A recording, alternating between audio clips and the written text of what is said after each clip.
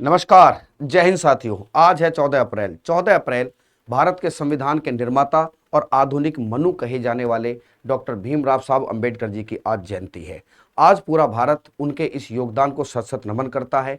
मेरे प्यारे साथियों, अंबेडकर साहब जी का पूरा ही जीवन किसी न किसी रूप में प्रेरणा का स्रोत रहा है, लेकिन साथ ही साथ दलितों के हक के लिए लड़ते हुए उनका कुछ न कुछ नाता विवादों से हमेशा बना रहा। एक ऐसा ही विवाद जिसके बारे में सब लोग सुनना चाहते हैं, आपने कई बार पॉडकास्ट में सुना होगा, बातचीत में सुना होगा कि नेहरू जी और अंबेडकर जी के संबंध बहुत अच्छे नहीं थे। अभी रिसेंटली मैं एक वीडियो देख रहा था, तो उसमें एक जर्नलिस्ट ने सवाल किया था एक दलित नेता से कि अंबेडकर जी को भारत रत्न देने में इतनी देरी क्यों हुई।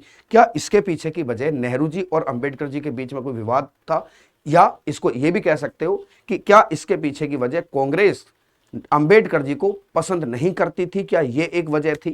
अब सवाल यह उठता है कि इस बात में सच्चाई क्या है। देखिए, प्रत्यक्ष को प्रमाण की आवश्यकता होती नहीं है।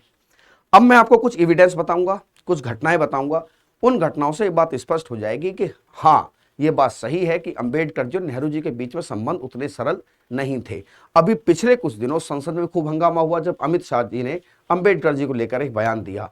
तभी जब विपक्षी पार्टी जो है, मुख्य हमारी विपक्षी पार्टी कांग्रेस ने आरोप लगाना शुरू किया कि जो बीजेपी है वो अंबेडकर जी की विरोधी है। लेकिन तभी बीजेपी भी हमलावर हुई विपक्ष के ऊपर और कहा कि वो कांग्रेस ही है जिसने सबसे ज्यादा अपमान अंबेडकर जी का किया है। देखिए क्या है इस मामले की सच्चाई, आप इसको थोड़ा समझिए। मेरे प्यारे साथियों, संविधान सभा की जब पहली मीटिंग होती 9 दिसंबर 1946 को, तो और संविधान सभा के चुनाव उससे पहले जुलाई अगस्त में हो चुके थे। संविधान सभा के सदस्य बनना चाहते थे doctor B R Ambedkar. Doctor B R Ambedkar Bombay से चुनाव लड़ना चाहते थे, लेकिन उस समय बंबई प्रांत के मुख्यमंत्री और कांग्रेसी नेता बीजी खरे उनके एकदम अपोजिट में उतर आए, यानी कि उनका विरोध करना शुरू किया और वहां से उनको कोई सफलता नहीं मिली संविधान सभा में जाने से। तभी आगे आए मुस्लिम लीग के प्रोमिनेंट लीडर जोगिंद्रनाथ मंडल साहब। उन्होंने कहा कि आप टेंशन मत लीजिए, हम आपको इलेक्शन लड़वाएंगे और इस इलेक्शन के लिए आपको हम जेसुल कुरना की सीट देते हैं। जेसुल कुरना की सीट से मुस्लिम लीग के सहयोग से अंबेडकर जी इलेक्शन लड़ते हैं। लेकिन चूंकि विभाजन हुआ तो जेसुल कुरना पूर्वी पाकिस्तान का हिस्सा बन गई। तो ऑब्वियस बात थी कि जेसुल कुरना की इस जीत के भारत की संविधान सभा के लिए कोई मायने नहीं बचे थे। ऐसे में स्थिति फिर विकट हो गई और आखिर में आकर उन्हें जिस सीट से इलेक्शन लड़ा गया, पूना सीट, जब एक सीट जिसको एक कांग्रेसी नेता ने खाली किया, तब जाकर इनको पूना वाली सीट से इलेक्शन लड़ाया गया अंबेडकर जी को और वहां से वो संविधान सभा में आते हैं। इस बात के पीछे का सार यह है कि देखो, एक तो बीजी खरे कांग्रेसी नेता और उनका विरोध।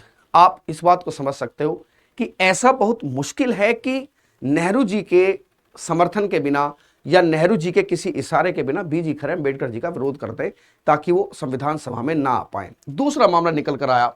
देखिए, अंबेडकर जी बड़े फेमस हैं ड्राफ्टिंग कमेटी के चेयरमैन के तौर पर, इसीलिए इन्हें भारत के संविधान का निर्माता भी कहा जाता है।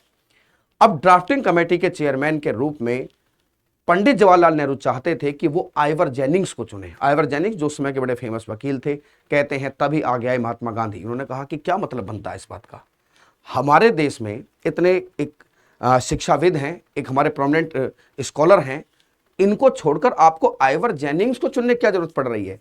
कहते हैं महात्मा गांधी जी के इंटरफेयर से ही आइवर जेनिंग्स का नाम काटा गया और डॉक्टर बी आर अंबेडकर का साहब संविधान प्रारूप समिति के अध्यक्ष के रूप में होता है। अब बनती है सरकार, संविधान बन चुका था, सरकार बनी, मंत्रालय मिला, कानून मंत्रालय।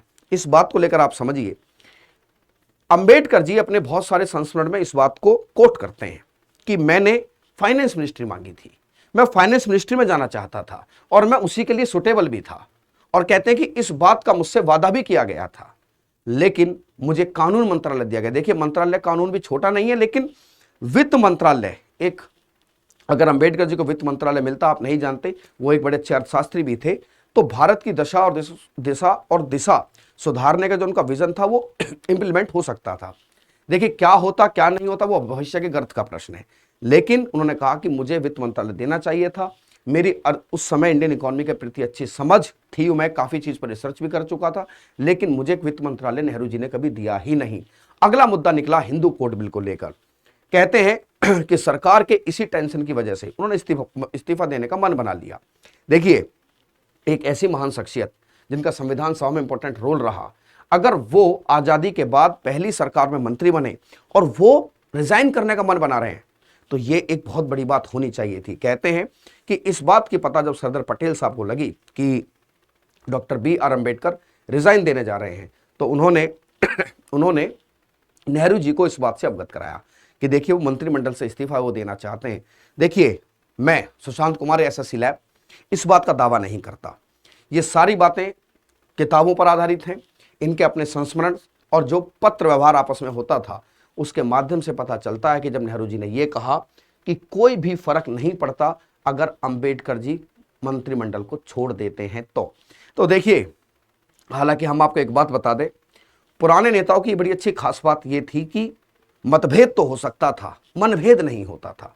लेकिन फिर भी मेरे प्यारे साथियों, इस कहानी को सुनने के बाद परसेप्शन ये नहीं लगाना है कि कौन सही है कौन गलत। मेरी कहानी को इस बताने का आधार, इस कहानी को बताने का कारण ये था कि आप इस बात को थोड़ा सा पता रखें कि हाँ, वैचारिक मतभेद जरूर था, मनभेद किसी प्रकार का नहीं था। तो इस बात से ये बात साबित हो जाती है कि हाँ, जो कहानी घटनाएं मैंने आपको पीछे बताई है कि हाँ सर, कुछ ना कुछ थोड़ा सा वैचारिक मतभेद अवश्य रहे अंबेडकर जी और नेहरू जी के बीच में। मैं उम्मीद करता हूं मेरे प्यारे साथियों, आपको जानकारी रोचक लगी होगी। और आज का मेरा आपको संदेश, देखिए, अंबेडकर जी या कोई भी ऐसा व्यक्ति जो राष्ट्रीय आंदोलन में सक्रिय भागीदारी जिन्होंने निभाई, या हम जिनको अपना आइडियल मानते हैं, उन्होंने एक ऐसे समाज की कल्पना की थी जो समाज इस देश को आगे ले जाएगा। तो मेरी रिक्वेस्ट है सभी लोगों से कि हम अंबेडकर जी के आदर्शों पर आगे बढ़ें, उनके आदर्शों को मैनिपुलेट करके किसी प्रकार की कोई समस्या पैदा करने की कोशिश ना करें। उनका जो आदर्श था कि ये देश जात पात से ऊपर उठे, भेदभाव से ऊपर उठे, लोग शिक्षित बने, विद्वान बने, आगे बढ़ें, उम्मीद करता हूं आप और हम उसी मार्ग पर भविष्य में अग्रसर होंगे। धन्यवाद। जय हिंद, जय भारत।